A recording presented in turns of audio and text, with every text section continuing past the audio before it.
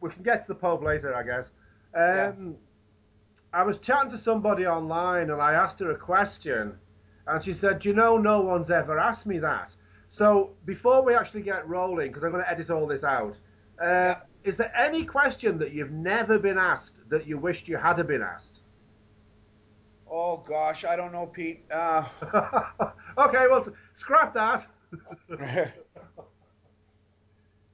um, no, I don't think so. I don't think many people in government and people that you first meet that has never doesn't know anything about Scientology, they have no clue or understanding of what it's all about.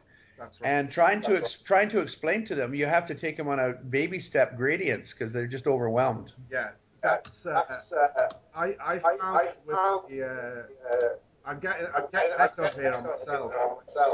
Oh, me too. Just a minute. Let me turn my volume down a bit. All right. Okay, how's that? I've no idea. Oh, I can't hear me now, so it must be good. Yeah, what I found was when we did the conference back in June, having a press pack that we could send to people, and hopefully if they read it first, then it got away with some of that stuff, some of the stuff that you talked about there about you have to educate people with baby steps, and you know Yeah. this is why Scientology is bad. so Mm-hmm. um, so yeah, people who'd read the press pack were informed. And I know That's when I was making my complaints to the guards here about the harassment I was getting, he read the press pack first, so he was fully briefed on what we were up against. So that was really really helpful. yeah. But if they don't know, you've got to start from the very beginning. Oh, it's a horrendous job. So we'll assume that we're talking to people that do know something about Scientology. Okay. Um, in fact, we may as well just kick off. Should we just kick off as we are, or what? What's that? Should we Let's just do kick it. off as we are? Because we haven't actually said anything that's kind of controversial yet, or personal or No. defaming. So we may as well just like see how this sounds actually. Yeah. I don't see any reason why you shouldn't do that. I know it's probably unprofessional, but who cares? Yeah. Um, so like I first became aware of you a few years ago when you made a video speaking out about Narconon, um, and the abuses of Narconon. And the one thing that we're both very involved in is exposing Scientology's abuses and bringing them to the attention of as many people as possible. But what was it like for you, David, to actually realize that you had to do something about it? Oh, I was sitting in my graduate and reg office, and I was watching a video about that was recommended to me. It was a 12-minute video. It was an undercover investigation by CBC Radio Canada Television, Uh-huh. and she started the video with an introduction to Xenu, and I knew nothing about Xenu. As most And Scientologists don't. Yeah. yeah, and I'm watching this, and I thought, oh my God, I hope nobody walks into my office or hears me playing this. I better turn the volume down. And I was stunned. And then I had already started putting things together that it was an absolute fraud because being a graduate officer, I knew what the stats were. They weren't 76% what we were advertising Yeah. and conning the patients in with. It was only 20% or lower. So I started putting everything together, and they gave me a big library, $700 worth of brand new Scientology books, still in the cellophane in a white box. And I started reading some of them, and I thought, holy cripes, every word in all 8 Narconon books is in all of these books. It's 100% Scientology. Yeah. Yeah. I was stunned, and I thought, oh my God, I'm in a cult of Narconon. Right. Because that's interesting, David, because they do say that Narconon is nothing to do with Scientology. They use L. Ron Hubbard's works, but it's not Scientology. But I guess you know that it actually is, yeah? Absolutely. Absolutely. And professor in Alberta did a deposition under oath in the United States, and he had examined the books before, but under oath he said I examined all 8 Narconon books in depth, and he said there's not anything in any of these 8 Narconon books that is not 100% Scientology. And he did that several months ago in the United States. Yeah, excellent. I do remember reading that. That's fantastic. So you got Yeah. involved then. You got involved in the fight, if we dare call it that. And without giving too much away, if there's anything secret going on or anything that doesn't need to be said publicly, but how are things currently with yourself and the fight, if we can call it that? Excuse me. Well, there's a lot going on that's quote secret or in the intelligence network from the sources I have. But when I left, of course, I filed complaints with the Labor Relations, Competition Bureau Canada, the Revenue Canada, with the College of Physicians, with the Quebec Human Rights Commission, with the Ministry of Health and Social Services. So the Labor Relations one, where they owed me wages, was settled. Wow. Okay. The one for psychological harassment, we went to a hearing and mediation. That was settled. So now the College of Physicians went well. The doctors were banned. Ministry of Health and Social Services went well. Narconon's closed down. Competition Bureau for fraudulent misrepresentation is still ongoing, and one with the FBI. And the Quebec Human Rights Commission has been over 2 years now of investigations. The investigator has submitted her factual reports, because there's 5 cases. It's over 80 pages in length altogether.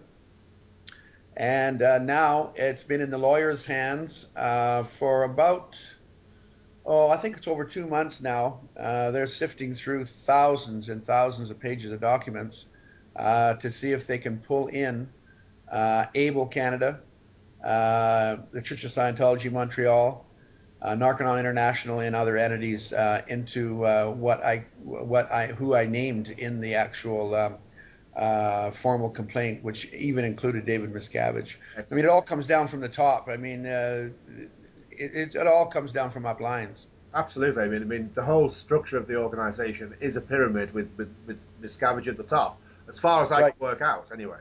Right, and in particular with Narconon Three Rivers was when I was there, we had the staff of Narconon Three Rivers there. We had the staff of Narconon Canada there. There was 5 of them.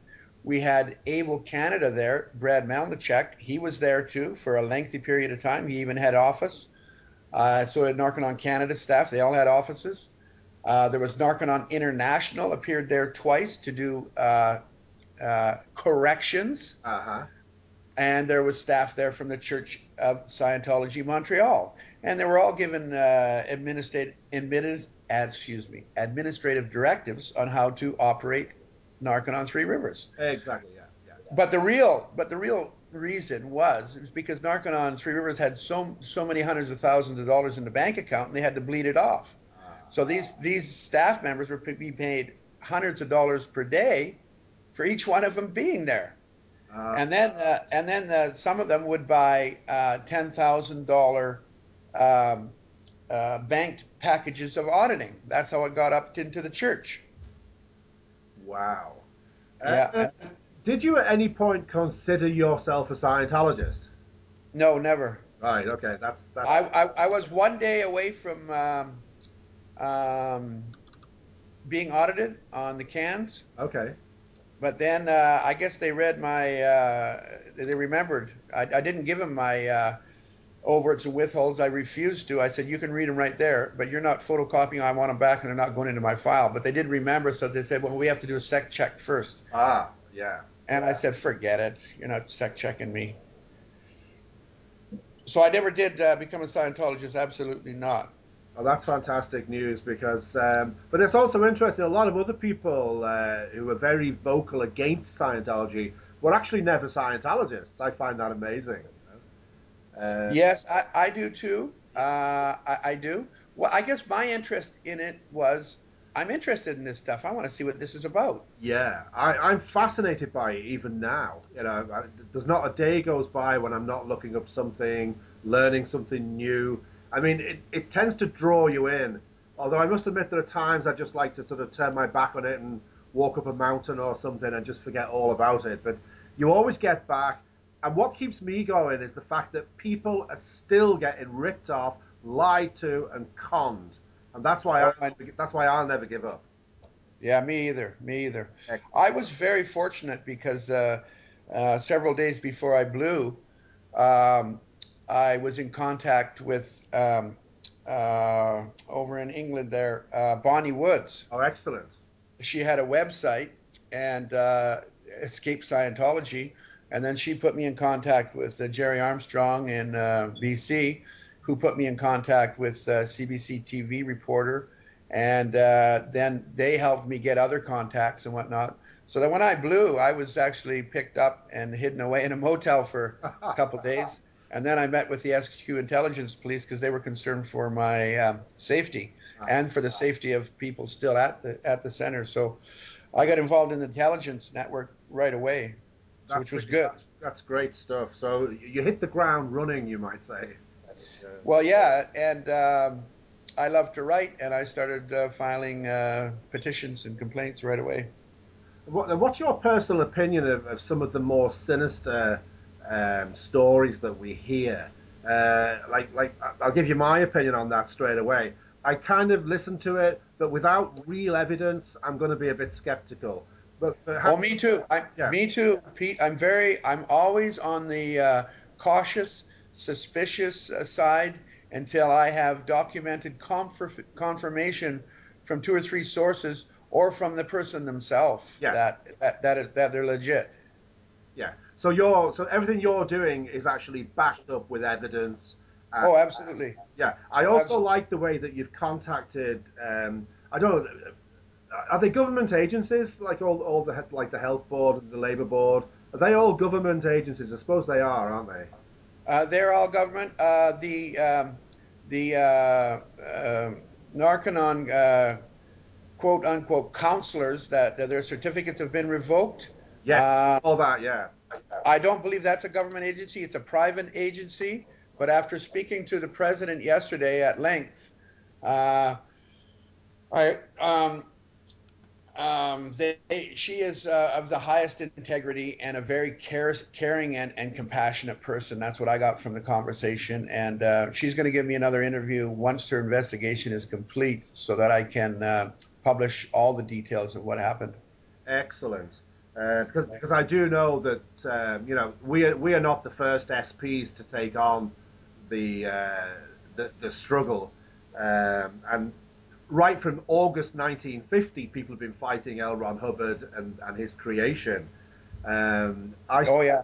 Yeah. I spoke to a person who'd been fighting them many years ago, and they said that the way to get them is the legal route. It's going through these, exposing the abuses and getting the governmental agencies to do their jobs. And That's right. yeah, and the work you've done is absolutely perfect in that they've got the evidence and then they can go on to the next step. So, Well, that's right. They need documented evidence, and then they've got something to start a foundation of an investigation with. that's right. And you're familiar with the Belgian case that came about from labor violations, I think. Yeah. That's all still up in the air at the moment. So worldwide, we need more people like yourself, David, basically, to Well, I every think they're country coming needs out. you. Yeah, I think they're coming out of the woodwork now. I think. Colin Henderson is doing an incredible job down there, and now we got Lucas coming out. We got Eric. We got David Lee. Yep. We got that young fella yesterday. Although the young fella yesterday on the news, he appears to still be not against Narcanon. He was just telling his story, very Bud Light. Yeah, but that's okay too. I mean, Oh, absolutely.